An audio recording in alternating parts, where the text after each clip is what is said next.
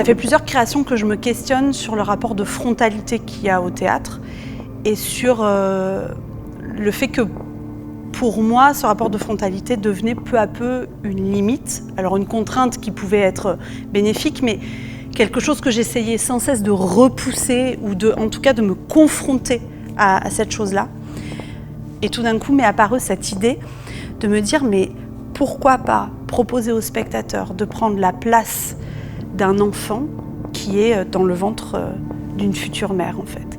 Et comme ça de créer une situation totalement inédite dans la relation entre le personnage du spectacle et les spectateurs, puisqu'ils auront un lien très fort, puisque cette femme s'adressera aux spectateurs comme elle s'adresserait à l'enfant qu'elle porte. Tu m'entends ? Tu es à l'intérieur et tu m'entends. Je le sais. Et ce qui m'intéresse dans cette posture aussi de parler de la grossesse, c'est surtout de parler de la transformation, de cet état où on part d'un point A et on va à un point B, et entre-temps, il y a une mutation. Je suis aussi plasticienne et la matière a une place fondamentale dans mon travail. Théâtre de matière, c'est un terme que j'emploie depuis peu, mais qui est un terme dans lequel je me sens bien, parce qu'il est hybride, en fait.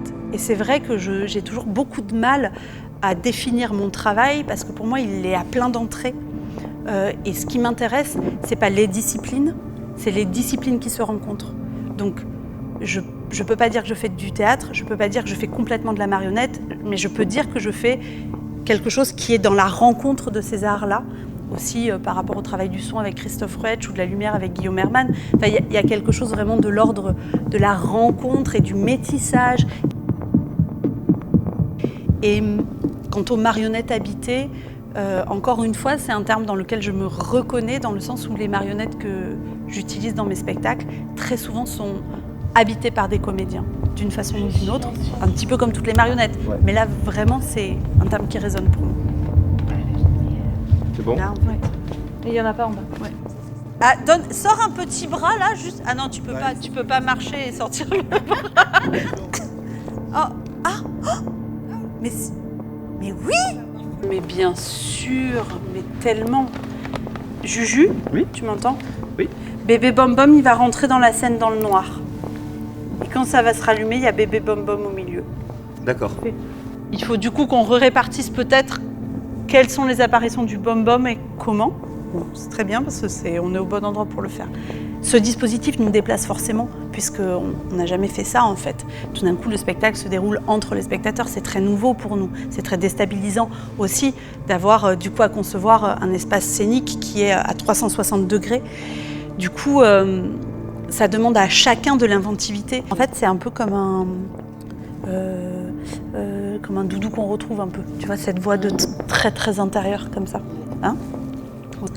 Et j'avais adoré travailler sur l'écriture d'Henri, donc je lui ai proposé d'écrire ce monologue d'une femme enceinte. Je pense qu'au début, il a été surpris, mais je crois qu'assez vite, il a saisi cette proposition en se disant que, bah ouais, il acceptait aussi, lui, de se déplacer et de ne pas être aussi dans un rapport au texte qu'il a l'habitude, c'est-à-dire d'écrire, puis de proposer son texte à ceux qui le voudront, mais plutôt de bâtir le texte avec une équipe. Et ça a été hyper riche pour nous tous aussi, d'avoir finalement l'impression que le texte, c'est Henri qui l'a écrit, mais il nous ressemble à tous. C'est juste, c'est le matin, la nuit était courte. C'est peut-être ça qu'il faut enlever. Mais moi, je me demande si on vire pas, mes rêves sont toujours aussi colorés.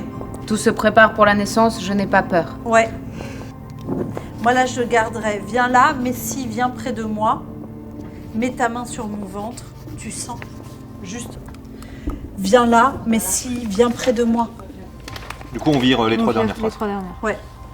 Et du coup, s'il y a ça, un peu l'exploration ici. Après, il y a les mains aussi. Ouais, tu vois. Oui. Il peut y avoir les mains et le Bom Bom, il est dans Orage, qui est juste avant Bascule. Ouais. C'est les lampes de poche. Ouais. Il y a Bascule qui te plonge dans le noir, où là, on peut avoir quelques clignotements. Et si tu veux que tes mains soient dedans, il faut que tu recules. Ouais. Après, chaud, froid, on verra.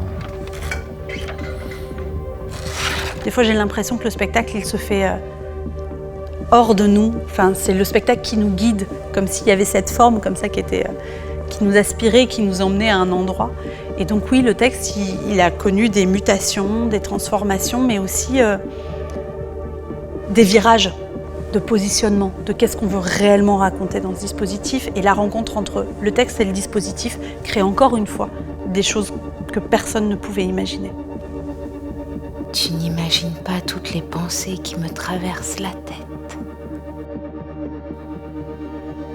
Tu l'as entendu.